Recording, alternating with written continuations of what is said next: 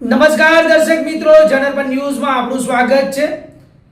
હું છું આપણો મિત્ર કંચન પરમાર। આવો સાંભળીએ આજના મુખ્ય સમાચાર।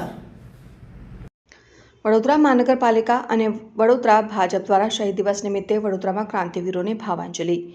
દેશ માટે જીવવાનો મંત્ર ગુંજ્યો। આજે 23 માર્ચ એટલે કે શહીદ દિવસ નિમિત્તે વડોદરા શહેરમાં અમર શહીદ ભગતસિંહ, સુખદેવ અને રાજગુરુના સર્વોચ્ચ બલિદાનને યાદ કરી ભાવભરી શ્રદ્ધાંજલિ અર્પણ કરવામાં આવી હતી।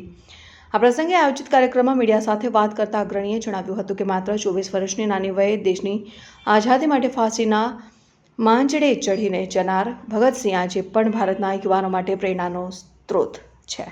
તેમણે ભારપૂર્વક જણાવ્યું કે આઝાદીના જંગમાં અનેક લડવૈયાઓએ પોતાના પ્રાણોની આહુતિ આપી છે, પરંતુ આજના બદલાતા સમયમાં હવે દેશ માટે મરવા કરતાં દેશ માટે જીવવાના મંત્રની વધુ જરૂર છે।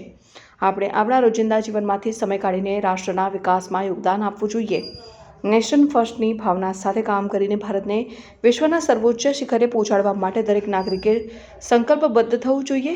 વડોદરામાં આયોજિત કાર્યક્રમમાં મોટી સંખ્યામાં લોકોએ જોડાઈને દેશભક્તિનો માહોલ સર્જ્યો હતો અને શહીદોના ચરણોમાં શત નમન કર્યા હતા।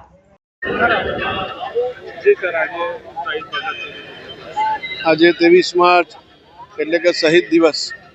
આજના દિવસે ભગતસિંહજીને 24 વર્ષની આયુમાં ફાંસીના માંચડે ચડી ગયા હતા।